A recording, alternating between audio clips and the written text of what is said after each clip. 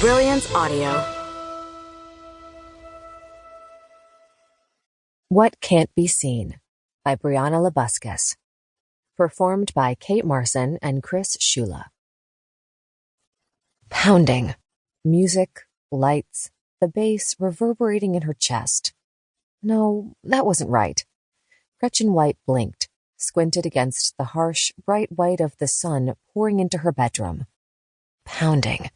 In her head this time, not her chest. And at the door. The man lying next to Gretchen shifted, lifting up onto one elbow and scratching absently at the neatly manicured hair on his stomach. "Babe?" "Not your babe," Gretchen gritted out as she sat up, her feet sinking into the plush carpet. "Don't panic, I don't remember your name either." The man groaned, head flopping back against the pillow, the shaggy blonde hair spread out against the pristine, pearl-colored cover. He ran a knuckle down her bare spine. "Let's reintroduce ourselves then, why don't we?" Without looking, Gretchen reached behind her, gripped his wrist, twisted until she heard the yelp of pain.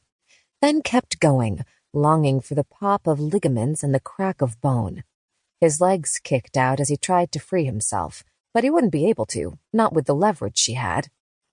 Pounding.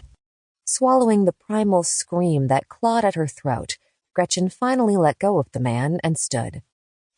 "I don't want to see your face again." "How do I— window?" Gretchen knew he wouldn't appreciate the helpful tip like he should.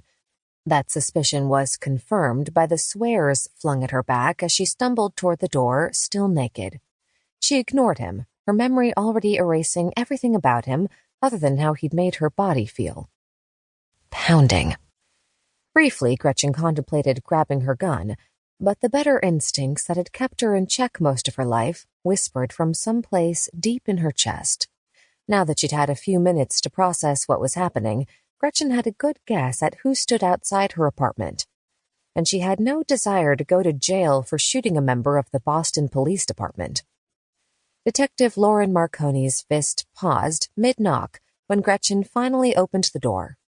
The woman maintained her unimpressed expression in the face of Gretchen's nudity, as well as her greeting that involved the most colorful combination of curse words in Gretchen's vocabulary.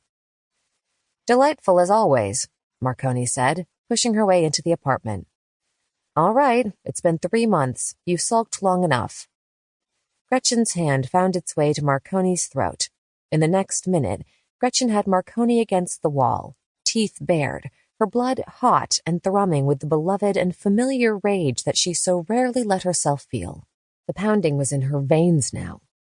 "You think you know me," Gretchen whispered, white creeping in at the edges of her vision. "You think you've clipped my claws, little Bambi, but don't forget what I am." Marconi didn't shrink beneath the implied threat, simply met Gretchen's gaze with those light amber eyes of hers. When she answered, her tone was dry. "A non-violent sociopath, if I remember correctly." Gretchen's thumb dug into Marconi's pulse, yet it still didn't race. Maybe that should have ignited even further the fury that simmered beneath Gretchen's skin, but for some reason, Marconi's lack of fear was the ice Gretchen needed to get control of herself once more. Still, Gretchen held her there for another long moment. "Non-violent by choice," she said, making sure the threat in each word came out weighted and dangerous.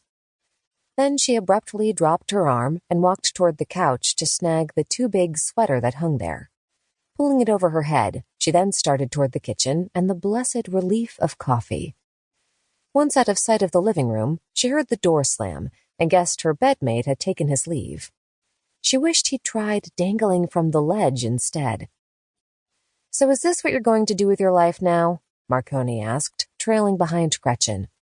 "Aren't the drugs and sex a bit cliché, even for you?" "Clichés exist for a reason, darling," Gretchen tossed back, but the heat had been sapped out of her. Now she just felt the ache in her muscles, in her bones. Once upon a time, after a night at the club, it would have been easy to roll into the next day, a mimosa in one hand and a baggie of suspicious pills in the other as she searched out more cheap thrills. She wasn't used to that life anymore, though. She'd gone soft, the ability atrophied after years of impeccable self-control.